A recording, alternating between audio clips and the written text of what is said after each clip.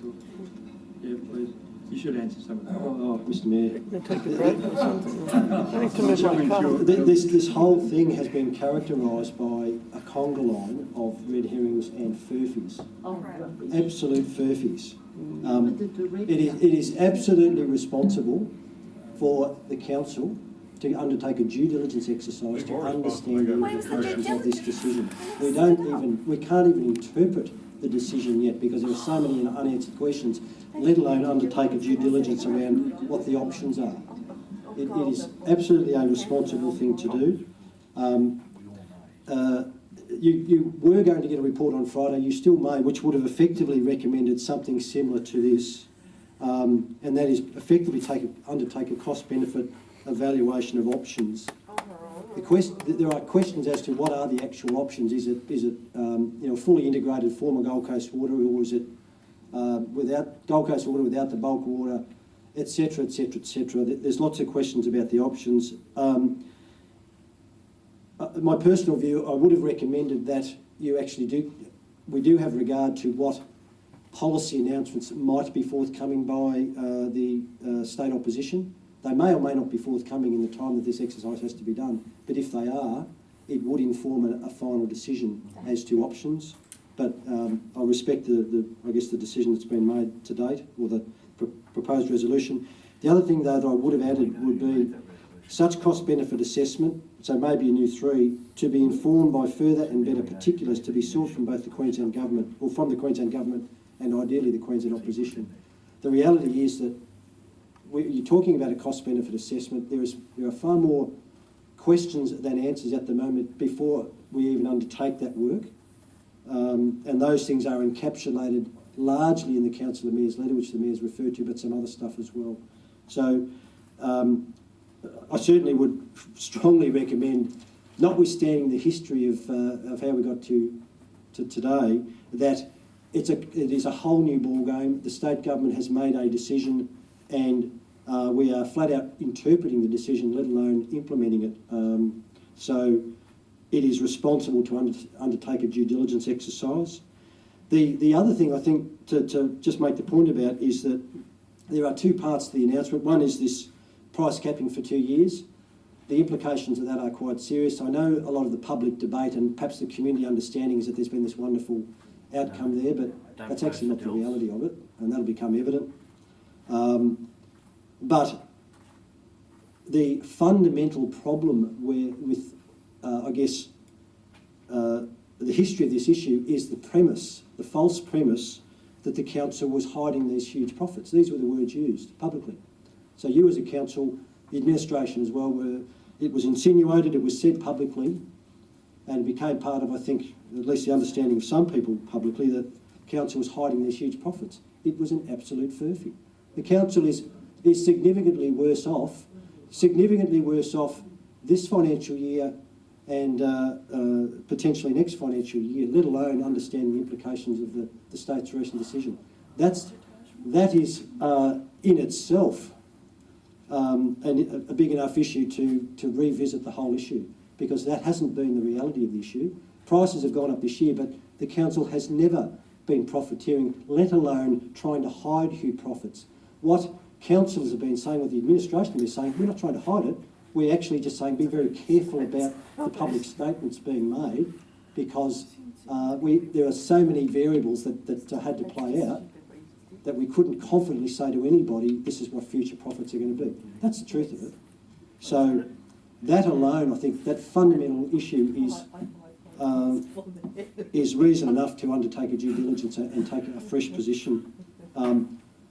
Looking forward, if there is a perception amongst with anybody that somehow we're going to enter into a new world of CPI water charges with no financial implications into the future, if the council takes back part of Allconnex water, the reality, of course, is that the bulk water price, potential capping on infrastructure charges, the foregone subsidy, all of those things are going to come into play. So all other things being equal, it isn't as rosy or as simple a picture as has been publicly portrayed. It comes back to the council making a responsible decision, undertake a due diligence exercise as best we can, and then make an informed decision at the end of that. Yes, Councillor Criswell.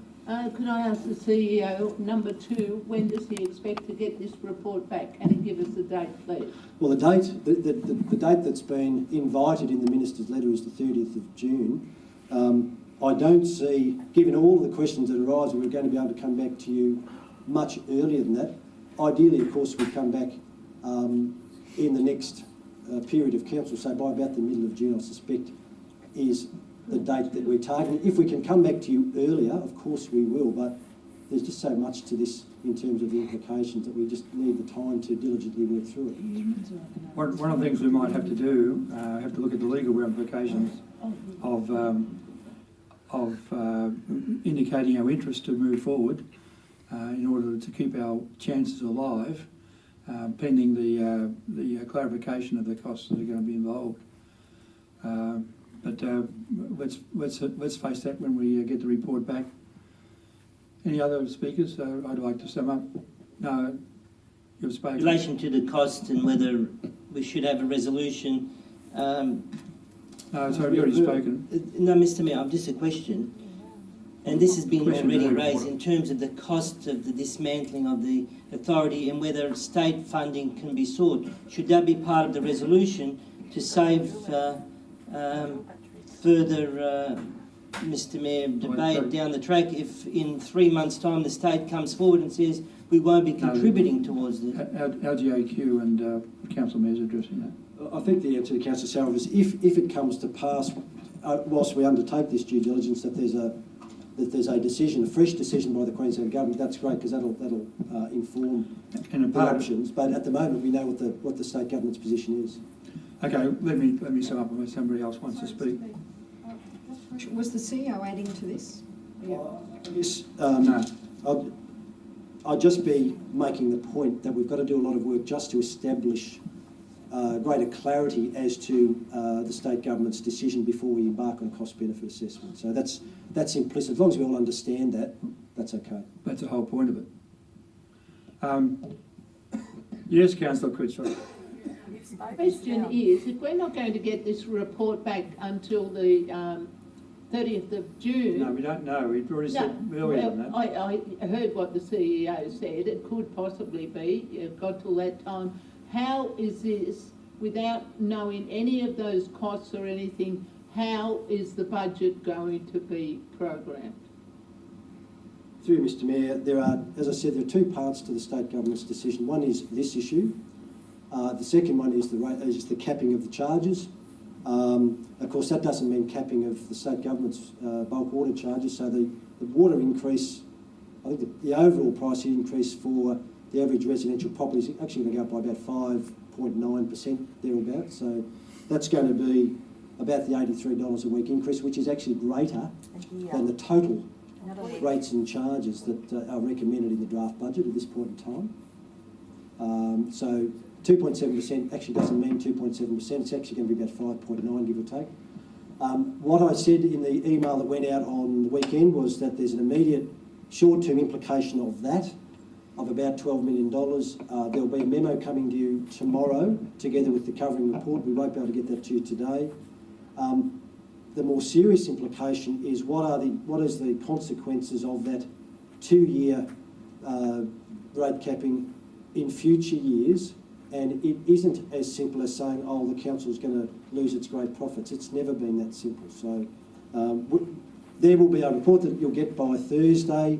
We'll be alluding to not only the draft budget implications, and there'll be some recommendations there, but having an understanding of the possible future implications in future years. So this coming budget, like never before, any decisions we make have got to have regard to the uncertainties that are thrown up by the state government's decision. That's okay. We can still deal with it.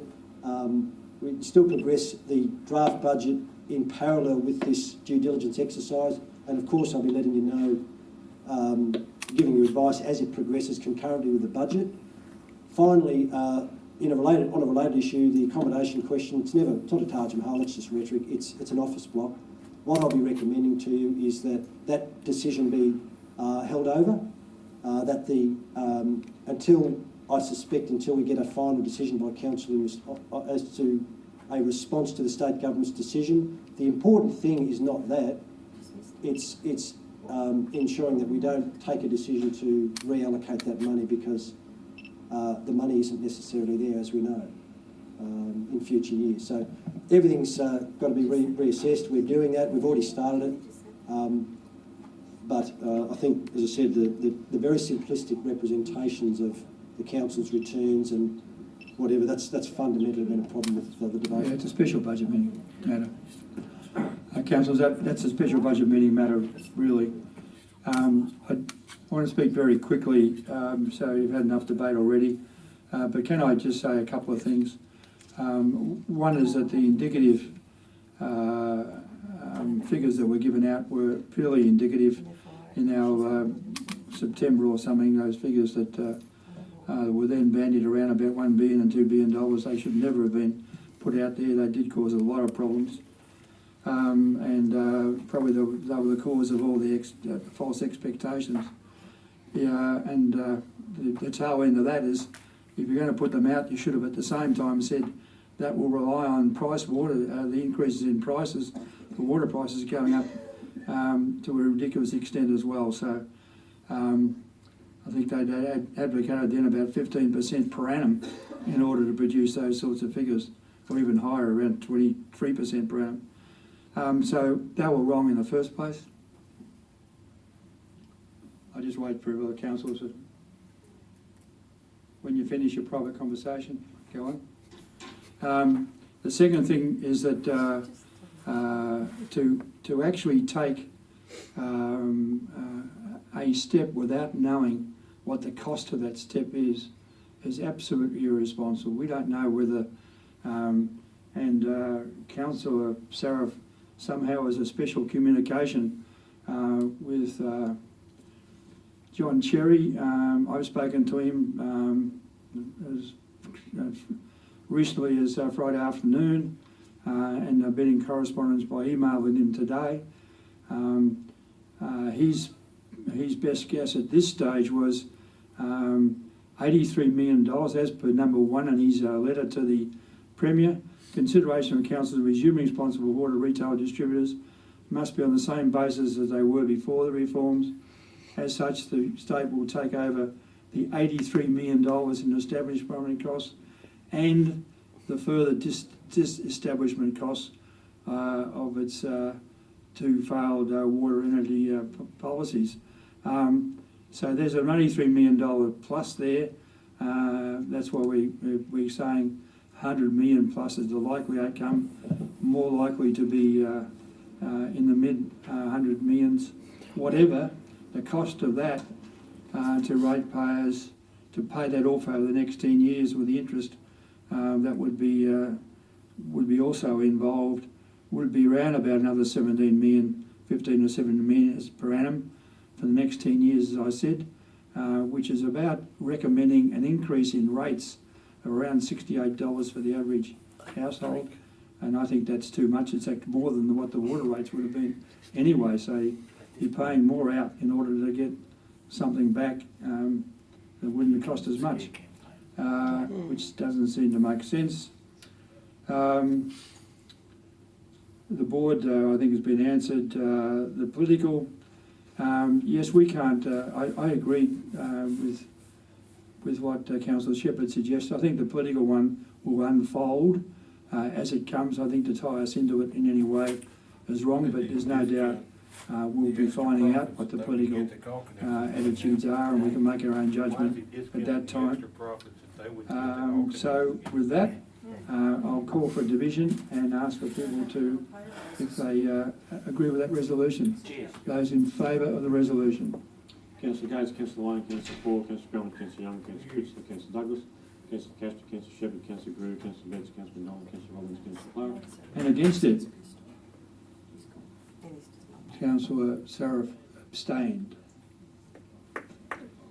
It's called sitting on the fence.